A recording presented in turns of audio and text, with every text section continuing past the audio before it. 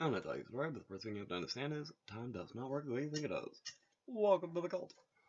You can call me Oracle, because I'm the one who's talking to you. Alrighty.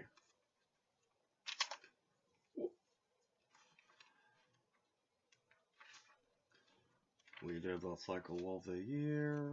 Oh God, truth of God. The earth of the world, oh, it's yours. Alright.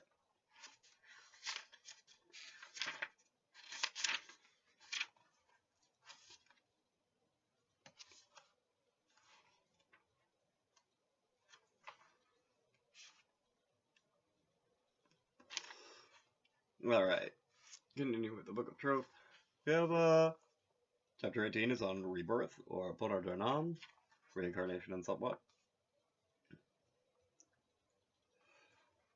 I could talk about it, but like I've talked about Punerjanam a lot in previous episodes, so I'm probably not going to get into this. Oh, Wyrd. Awesome.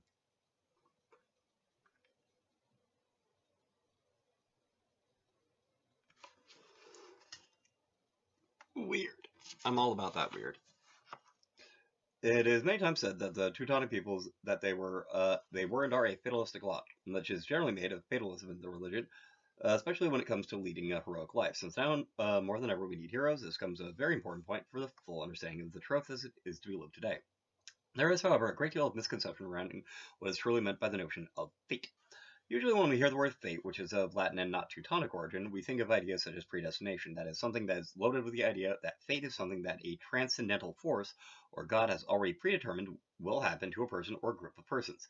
But this is not the usual concept in the Troth. Two words that indicate what fate really is to the Teutonic mind are Wyrd, usual modern spelling W-E-I-R-D, and ordeal. An ordeal was originally the result of an action dealt out at some primeval stage. The ord means essentially the primordial, oldest, or outermost of the concept, an indication of the stem word. Thus, fate is the result of actions which the person, or his fetch, performed at some previous time. These actions are the dealing out of what will follow in time. This is virtually identical to the Indian concept of karma, which also literally means action, with the implication of reciprocal reaction.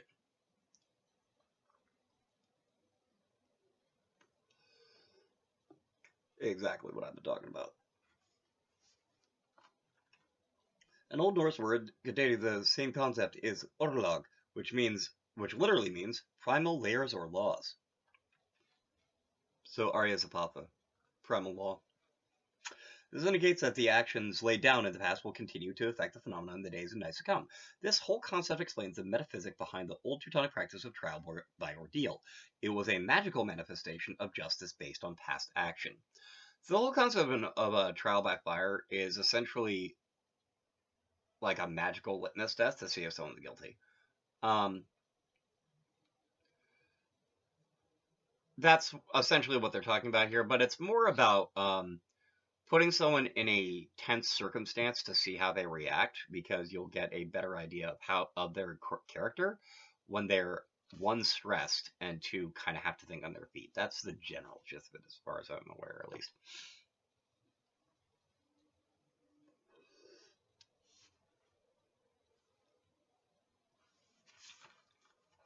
The word Wyrd contains a similar quality. It is a noun developed from the Old English verb wyrthen, to become or to turn. Body.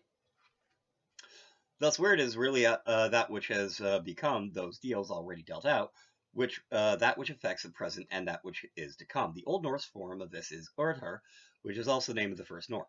When something happens that has eerie qualities of having its root in the eldritch past, we properly call it Wyrd. The word is, however, now misused to such an extent that it has lost most of its holy connotations. Yeah, people say stuff is weird a lot. And it's, honestly, if you think about it, it's not weird. It's not unusual. Except maybe in the context. So, like depending on what your day job is, like pretty much all places that have retail have an ordering system. And occasionally things will be out of stock. Now, is it weird for things to be out of stock? Well, It kind of depends on the item, but the thing is about out of stocks is you don't really have a good barometer of what the warehouse has, so you don't actually know if it's strange. You don't know if it's unusual. I mean, if it's something that like you always can get, and then you miss it once, and then it comes back. It's like a one-off. Can you even call it weird? It's just something that happens once in a while. But like people say, oh, it's so weird. We haven't gotten this in like the last week when we get an order like twice a week. It's kind of stretching the boundaries of the definition of the word weird. It's not very unusual. It's just it happened once. Once is a coincidence. Twice can be a coincidence. 3 times tends to indicate a pattern. It's around the time you hit 3 that you really start getting into weird territory, because weird is based off of there being a pattern that's been disrupted. That's what makes it unusual. There was a pattern, now there isn't. Or it has been, or the pattern has changed in some way that defies easy explanation.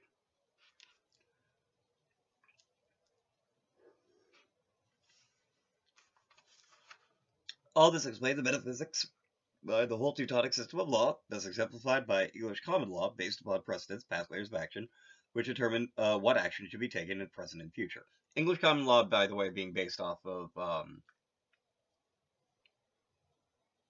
the Magna Carta. Very important legal document that was created, that basically created English common law, the Magna Carta.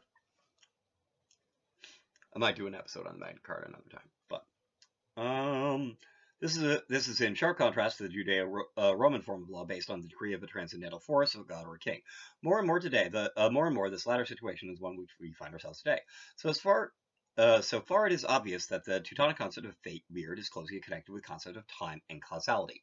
That's actually a very interesting point in referencing to the games that I've referenced before, specifically Mage, The Awakening.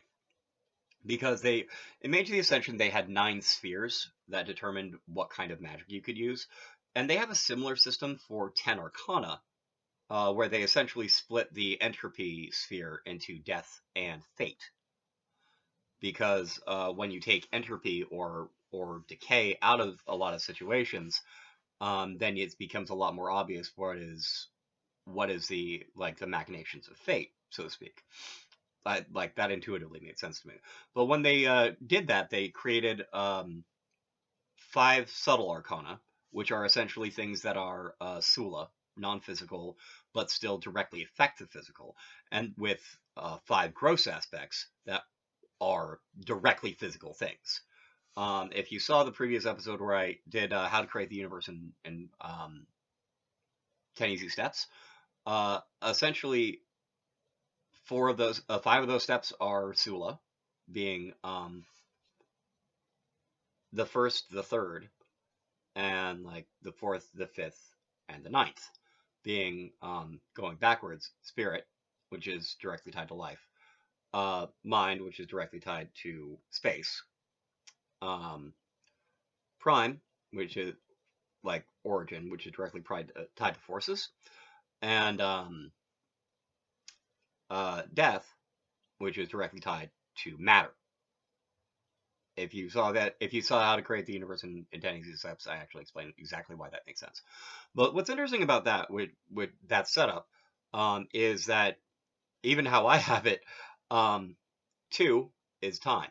So because you need time to be in between beginning, origin, prime, and death. You just kind of need it. That's how you get from beginning to end. It's through time.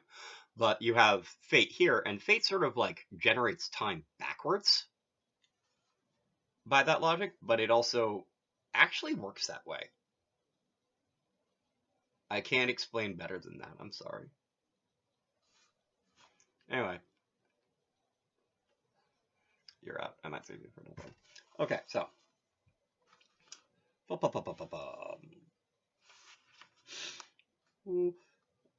So that which has become the past conditions the present, and thus this, as so much else in Troth, is a common sense approach to the matter.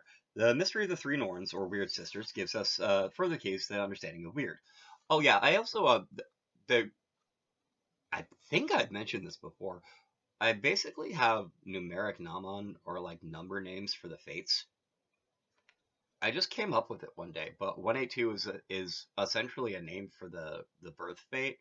214 is essentially a name for the middle of life fate, and 73 is a name number for the death fate. So, if I haven't explained that before, I think I have, but if I haven't, there it is. It's just something I did one day. The names of the Norns in the Old Norse are Urr, that which has become, Verhandi, that which is becoming, and Skuld, that which should or ought to become. The first two condition, but do not determine the third. These conditions are produced by the deeds of the person who receives the fruits of those deeds. The Norns are not causal agents, but rather the numinous organisms through which the energies of actions are received, transformed, and redirected back to their source. Raza. That's alchemy, yo. Within the body-mind complex of the individual, this works through the fetch.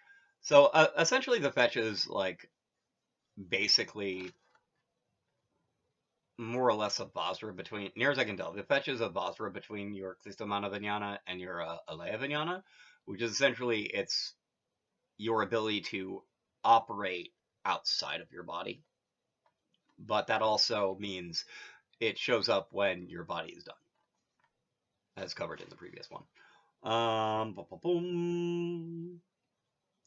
Soul's disease. The picture of the soul is attached to an individual and receives those energies of the actions of the individual and of those performed in the environment of that individual. It formulates these actions into a form which can be recirculated back into the life of the individual. Because, like, that's something to understand, is that you have to understand a lot of this actually really accepts as a given things like the law of conservation of mass and energy. Like, it just... Anyway, that's tying back to it recirculating, because, like, no matter what you do, the energy will come back to you. If it's good, if it's bad, if it's indifferent, it will come back to you.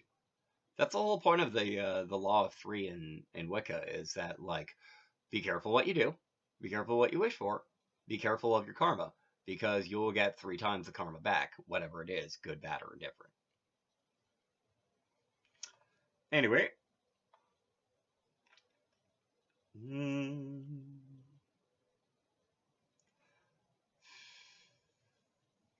Where was I on the page?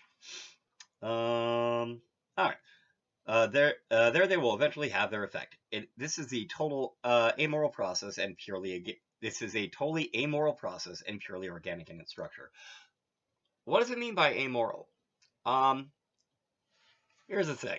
When I was just talking about good, bad, or indifferent, that comes from us.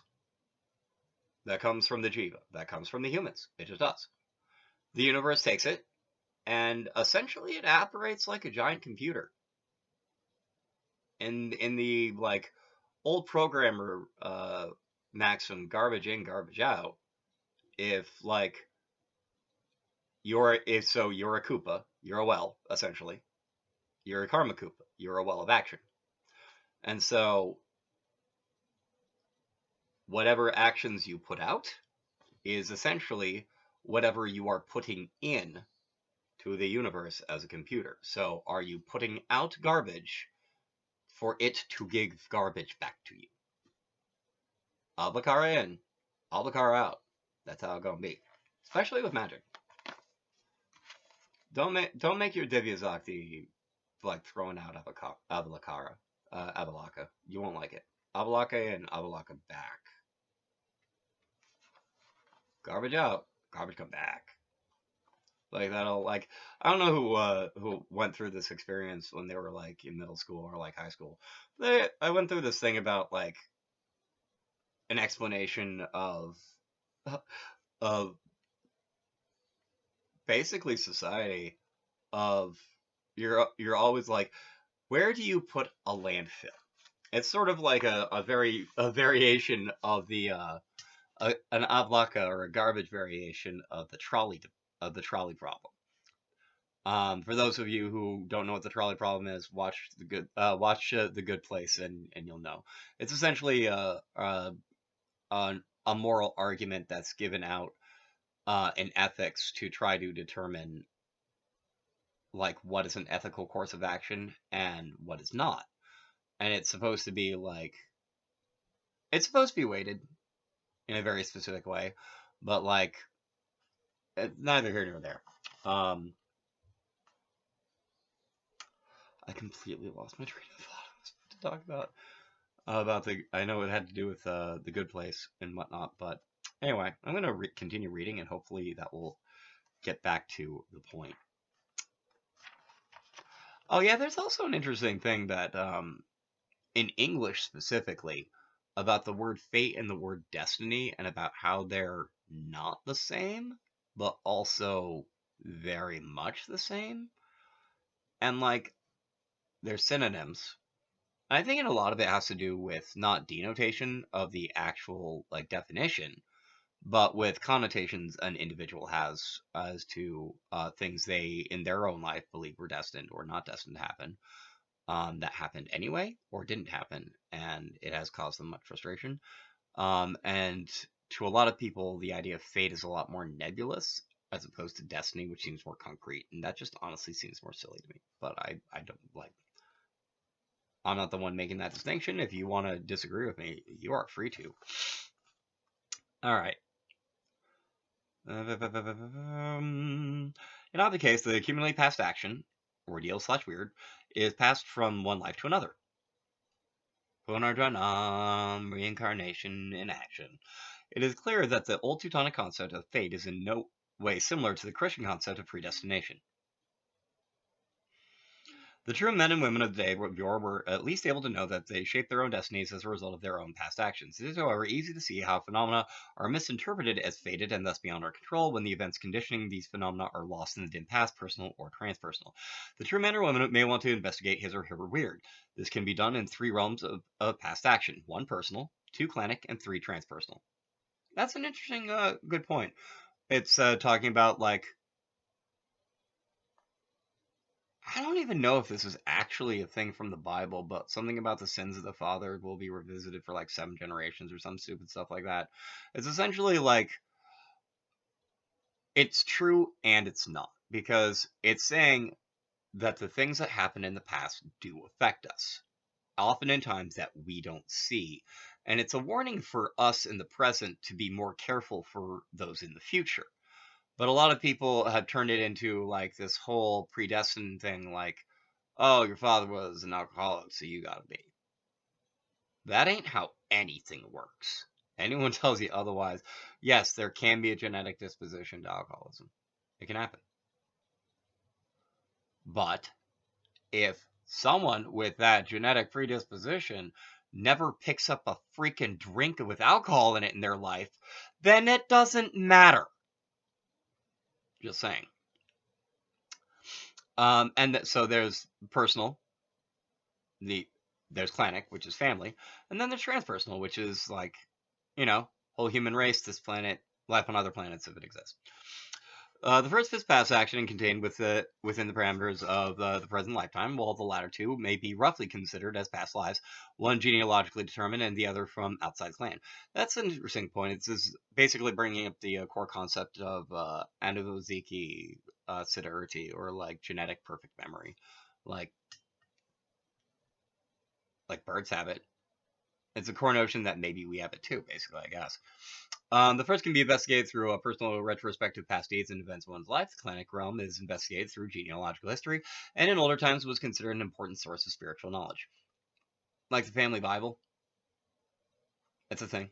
Family Bibles.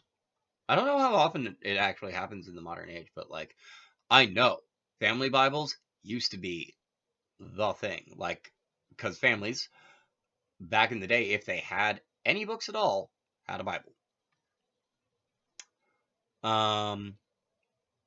Especially a lot of people learned to read back in the day with the Bible. Just how it worked.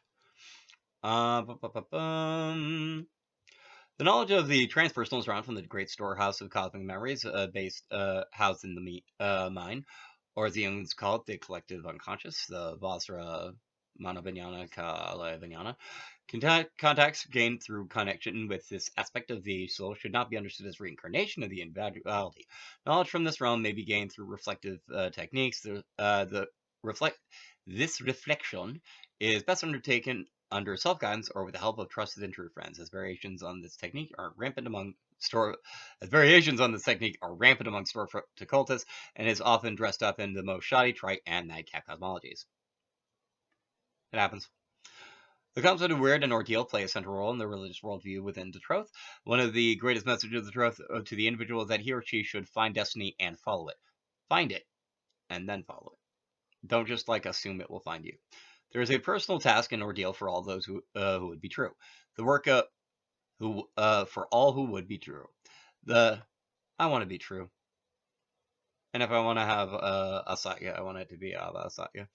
The work of finding it is the work of finding the personal Wyrd. This must, however, be approached in the old way of the North, free from Judeo-Christian notions of predestination and transcendental fatalism. Some things are just meant to be. Really? Really? Are you talking about a hurricane? Or are you talking about you consistently treating your last ex like they were trash and them ditching you? Because I'm thinking it might be the latter. The true man or woman is not manipulated by, quote, fate, but is rather responsible for his or her own ordeal. Okay. I'm gonna wrap it up for there. This is Oracle, gonna sing myself out. The super riser I don't got cooking right now, and that will be fine. So to see, with my badala momo see, and that will be fine. For it's dream safely out there, all you cads. By which I mean, if you know Boston or Massachusetts, you can be any age and be a KEHD cad. So be careful out there routing the weave when you're playing with the world of the Wii, and that would be fine. That's true. Be safe out there, dreamers, all of you. From Oracle me. Have a good afternoon out in the Wii.